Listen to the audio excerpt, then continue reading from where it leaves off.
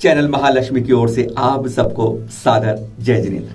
13 जून नए झरोखे में आपके पास आज शुरुआत करते हैं नफरत मंडल के साथ एक बार फिर, क्योंकि 16 मई को चैनल महालक्ष्मी ने इसके बारे में जानकारी दी थी कि कहीं ना कहीं हमारे अंदर बारूद की तरह आग लगा रहा है, सांप्रदायिकता भड़का रहा है, जैन धर्म जैन साधु के प्रति अनर्गल बकवास से बातें कर रहा है। और फिर जैन समाज सुनकर एक साथ उठ गया और हर जगह इसमें हरकत आ गई। हम सब एक होकर उसके सामने आ गए।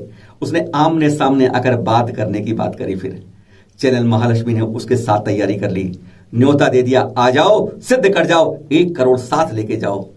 अब वह अपनी बात से फिर मुकर गया है और अब उसने कहा है मैं अपने घर से बाहर नहीं निकल सकता, मेरे ही घर में आओ। और जो शेर होते हैं ना, वह तो शिकार पर जाके शिकार को वहीं जाकर पकड़ते हैं। इसी तरीके से जैन समाज फिर तैयार हो गया है कि आपके घर में आकर ही बात करेंगे, सिद्ध करेंगे, आपके झूठ को बेनकाब करेंगे। शुरुआत कैसे होती है? जब आमने सामने आने का अनुग्रह करता है। एक बार सरकार जैन समाज और अनूप मंडल को आमने सामने बैठाकर दोनों पक्षों की बात को सुने, जिससे पूरे विश्व की समस्याओं का समाधान निकलेगा और पूरे विश्व का भ्रम दूर होगा कि अकाल, भूकंप और बीमारियां वगैरह कुदरत का खेल नहीं, बल्कि भारत के जैनों की राक्षसी विद्या की हमारे साथ में एक बड़ी साजिश है। और जब उसने यह कहा कि आमने सामने बैठना चाहते हैं, 29 मई को यह स्वागत पत्र चैनल महालक्ष्मी ने तुरंत भेज दिया उनके पास कि आइए, दिल्ली आपका इंतजार कर रहा है, आपको ठहरने का, खाने पीने का सारा खर्चा चैनल महालक्ष्मी स्वयं देगा, मीडिया के सामने बिठाएगा, शास्त्रों से बात होगी। और एक श्रावक ने कह दिया 1 करोड़ रुपए इनाम मैं दूंगा अगर प्रामाणिक शास्त्रों से बात सिद्ध कर दोगे तो। और यह घोषणा हमने 29 मई को इसी समय आपके बीच की थी। एक ही सुन लें उसको भी। आपको खुली छूट है, आप प्रमाण लाइए इस बात का, सिद्ध करिए जैन शास्त्रों से जो पूर्वाचार्य द्वारा लिखे गए हैं, रचे गए हैं, उनसे प्रमाण सिद्ध करिए और आपको मिलेगा 1 करोड़ का इनाम। मीडिया के सामने होगी बात, जैन समाज के विद्वान करेंगे आपसे सीधी बात। और चैनल महालक्ष्मी आपके दिल्ली में आने के बाद आपके ठहरने का, खाने पीने की पूरी व्यवस्था निःशुल्क करेगा।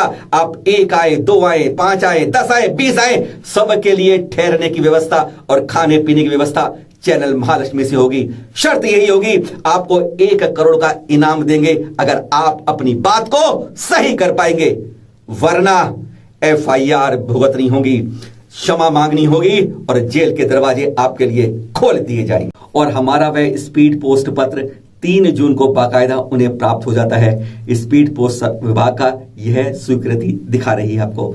जैसे ही उन्हें पत्र मिलता है उनकी घिघी बन जाती है, क्योंकि बोला कुछ था, जब करने को आती है तो सांस फूल जाती है। अब वह दूसरा वीडियो जारी करते हैं कि हम कहीं नहीं जा सकते, हमारे घर में ही आओ, हमसे आके बात कर लो, हम साफ खुलासा चाहते हैं। जरा सुनिए अब क्या उनका वीडियो जारी होता है। मैं जैन समाज के लोगों को चैलेंज करता हूं कि यदि आप ईमानदार हैं, अहिंसावादी हैं, देश के प्रति वफादार हैं, तो आप बालोतरा आ जाओ।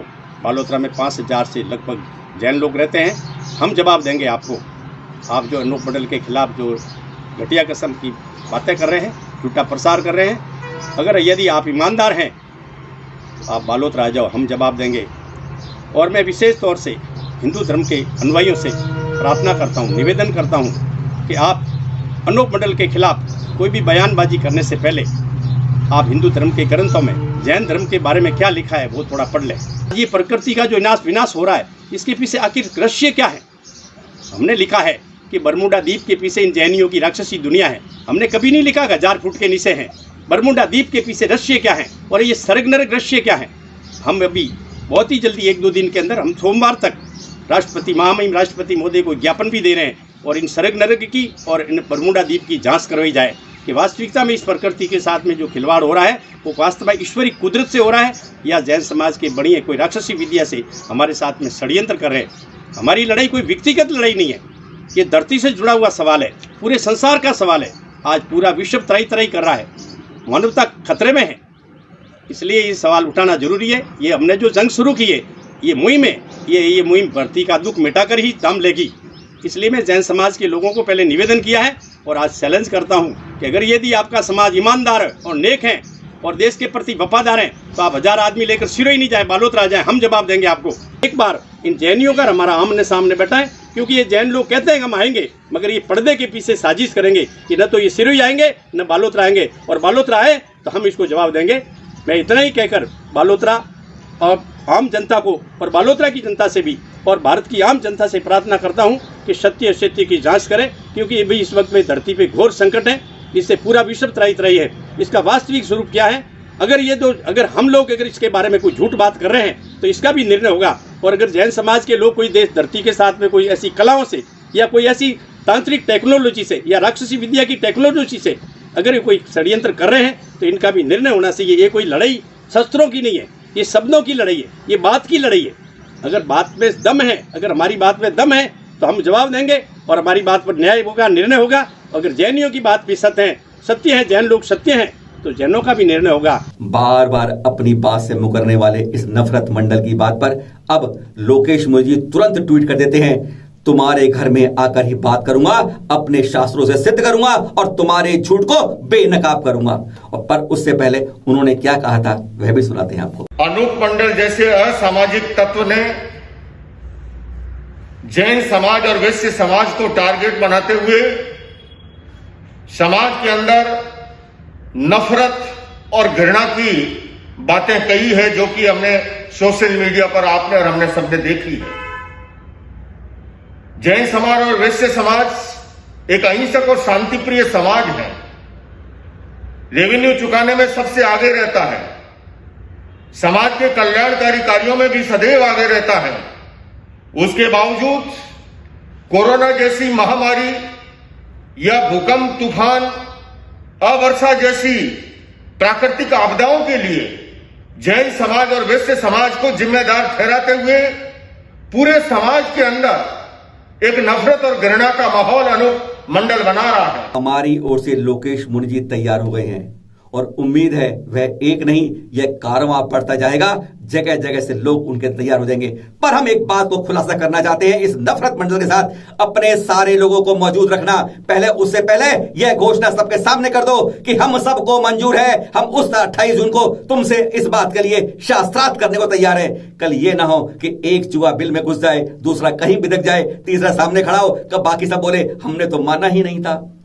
इस चैलेंज को स्वीकार करने से पहले अब सब एक साथ होके खुलासा कर दो कि अब इस जंग के लिए तैयार हैं और सत्य की जीत होगी, वही सामने होगा। इस बारे में हमने लोकेश मुनि से बात करी और चैनल महालक्ष्मी गर्व से कहता है हम भी साथ लड़ने को तैयार हैं। अब झूठ के जितने मर्जी कोई नकाब लगा ले, हम सत्य का पर्दा दिखा के रखेंगे। यह जो मन में आया है, तो अब आपके साथ कौन कौन जा रहा है वहां पर? नहीं, मैंने तो ऐसा अभी कोई किसी को न बोला है। लोगों के जरूर आ रहे हैं, जैसे आपका फोन आया है जी, बहुत से लोगों के मैसेज आ रहे हैं, बहुत से लोगों के फोन आ रहे हैं। लेकिन मेरा अभी ऐसा किसी से कोई बात नहीं हुई है कि आप साथ चलिए या नहीं चलिए। ये तो मैं थोड़ी पृष्ठभूमि आपको बता दूं जी। एक्चुअल में जो गांव का नाम है बालोतरा जी, वो मेरी दीक्षा भूमि है, नंबर 1। अच्छा अच्छा अच्छा अच्छा। नंबर 2 उसके 10 किलोमीटर की दूरी पर मेरी जन्मभूमि है, पचपदरा सिटी। अच्छा, उससे 95 किलोमीटर की दूरी पर मेरी शिक्षा भूमि है, जोधपुर। जोधपुर से आप 95, ठीक है जी। और बालोतरा से 10 किलोमीटर की दूरी पर जैनियों का तिरुपति बालाजी है, नाकोड़ा तीर्थ। नाकोड़ा तीर्थ है, बिल्कुल बिल्कुल ठीक है। हाँ, तो अगर जनबल की भी कोई बात है तो वो कोई कमी नहीं है। लेकिन मैं देख रहा हूँ, मैं इस बात से जैन समाज का आभारी भी हूँ, गदगद भी हूँ, अभिभूत भी हूँ कि मेरे छोटे से कथन पर चारों तरफ से देश भर से हम चलेंगे, हम चलने को तैयार हैं। अनशन के लिए भी बहुत से लोगों का है, हम यहाँ से 50 आएंगे, हम यहाँ से 100 आएंगे, हम यहाँ से 200 आएंगे। तो ये एक जो है ये इसको मैं बहुत अच्छे रूप में मानता हूँ, इस उत्साह को। बस थोड़ा सा हमारी यूनिटी और अच्छी हो तो ये नौबत ही ना आए। हकीकत यही है, हम बटे हुए हैं, सिर्फ अभी तक हम इकट्ठे नहीं हो पा रहे हैं। बस वो ये दिक्कत है, पर होगा, ये भी इसका भी टाइम आएगा। लेकिन आपका भी मैं देखता रहता हूँ, आप अच्छे प्रयास करते हो। नहीं, छोटे प्रयास करते हैं। मैं तो ये है कि अगर आपको लगता है मेरे जाने से या हमारे किसी के जाने से हम उसमें एक बूंद सहयोग कर पाएंगे तो हम तैयार हैं। क्यों नहीं कर पाएंगे? बस हम तो उसके लिए पहल करने को तैयार हैं। अगर आपको लगता है कहीं ऐसी आवश्यकता है कि हम हम बोझ ना पड़े, हम सहयोग कर पाए और अपने धर्म के लिए कम से कम इतना तो करना पहला सब सर्वोपरि कार्य बनता है ये हमारा। बोझ की कोई बात ही नहीं है प्रभु। अकेले जैनी नहीं लड़े इस बात के लिए, क्योंकि इन्होंने तो क्या किया है कि ये कृष्ण के भी विरुद्ध में बोले हैं, बिल्कुल बिल्कुल हिंदू के भी विरुद्ध में बोले हैं, ये मुसलमानों के भी विरुद्ध में बोले हैं जी। है ना। तो हमें तो सार की बात उसमें से जिससे कि सब हमारे साथ, और सच्चाई तो देखिए ये है, मैं आपसे कहना चाहूँ कि कोई विषय है ही नहीं एक्चुअल में। तो हकीकत तो यही है। देखिए 135 करोड़ अगर इस देश की आबादी माने ना हम, केवल अनूप मंडल के जो सक्रिय सदस्य हैं इनको छोड़ के पूरे वर्ल्ड में कोई ये नहीं मानता कि कोरोना जैनियों ने लाया है या भूकंप जैनी लाते हैं हाँ, या जैनी रोकते हैं या तूफान। ये तो बिल्कुल ठीक बात है। एक्चुअल में तो क्या है कि ये बिना मतलब जो टीवी चैनलों पे लेके गए ना, ये सब गलत निर्णय है। आचार्य ऋषि ने दी 9 शुल्लक दीक्षाएं और किसी को नहीं दी पिछी। 6 जून को हमने इसी तरह झरोखा में सबसे पहले घोषणा की थी कि नियमावर में पंच कल्याण के साथ इस बार दीक्षाओं की भी संभावना, किसी ने कोई इस तरह की संभावना व्यक्त नहीं की थी, केवल हमने। और 72 घंटे के अंदर ही आचार्य ऋषि ने 9 को शुल्लक दीक्षाएं दे दी। फिर सोशल मीडिया में कई बातें उठाने लगे, अनर्गल बातें आने लगी कि इस बार आचार्य ऋषि ने पीछे ही नहीं दी।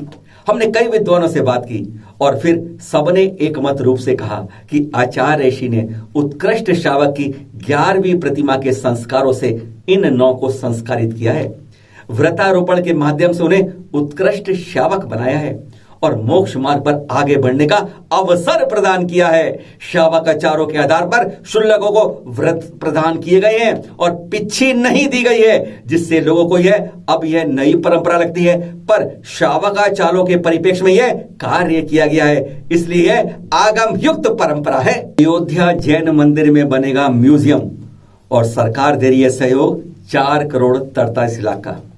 जी हां, अयोध्या इसे अब राम नगरी कहा जा रहा है, जहां पर शाश्वत रूप में हमारे तीर्थंकरों का गर्भ जन्म तप कल्याण होता है। वहीं पर इस अयोध्या के जैन मंदिर में अब एक ऐतिहासिक म्यूजियम बनने जा रहा है और जिसके लिए सरकार द्वारा 4 करोड़ 43 लाख के सहयोग की घोषणा भी की गई है।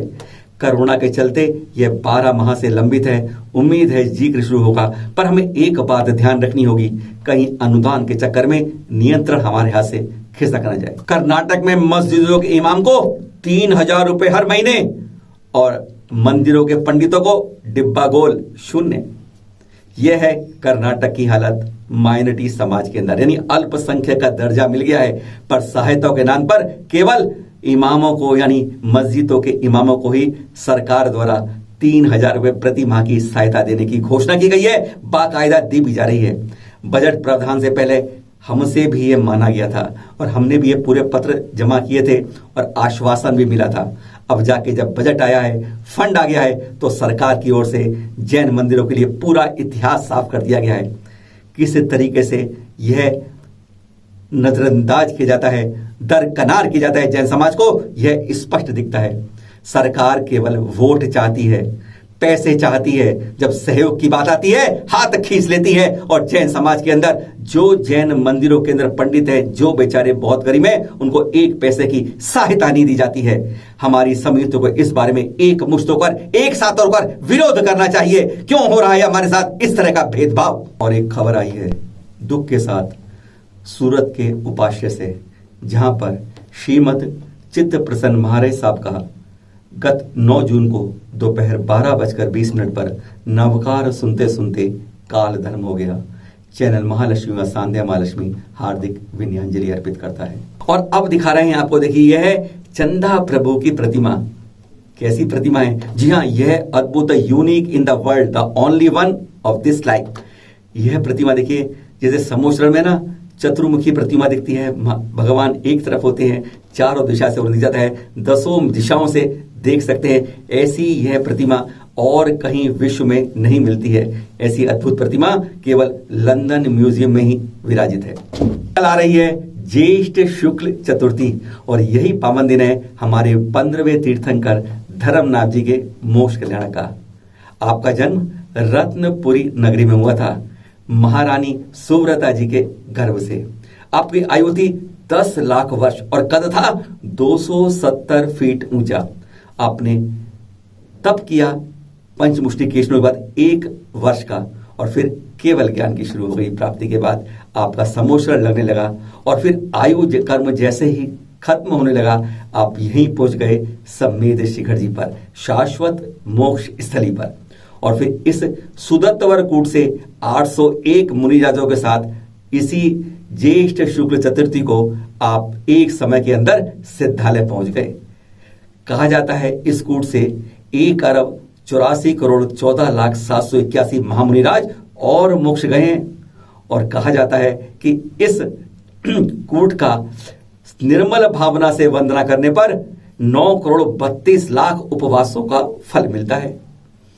आपके 15वें तीर्थंकर के काल में हमारा धर्म का विच्छेदन आधा पल्ले रहा और यह आखिरी बार था। इसके बाद लगातार धर्म निर्बाध चलता आ रहा है, यानी 5वें काल के 3 साल 8.5 माह तक पूर्व तक यह धर्म निर्बाध चलता रहेगा। बोलिए धर्मनाथ भगवान की जय जय जय। तो आपको मालूम ही है कि अभी एक खुशखबरी आई है। जी हाँ, जिसके दृश्य आपको दिखा रहे हैं शांतिनाथ भगवान जी के मोक्ष कल्याण के समय के, यानी अब से सम्मेद शिखर जी पर हर मोक्ष कल्याण पर निर्वाण लाडू उस टोक पर चढ़ाया जाएगा। जैसा यह शुरू हुई है परंपरा श्री शांतिनाथ जी के जन्म तप के वाले दिन ही मोक्ष कल्याण से, जब हमारे तीर्थ क्षेत्र कमेटी के अध्यक्ष शिखर चंद पहाड़िया जी और श्वेतांबर समाज के अध्यक्ष रामपुरिया जी ने एक साथ मिलकर यह लाडू चढ़ाया था, जिसके दृश्य आपको यहां दिखा रहे हैं। जैन समाज की एकता का दर्शन करा रहे हैं। तीर्थंकर शांतिनाथ जी की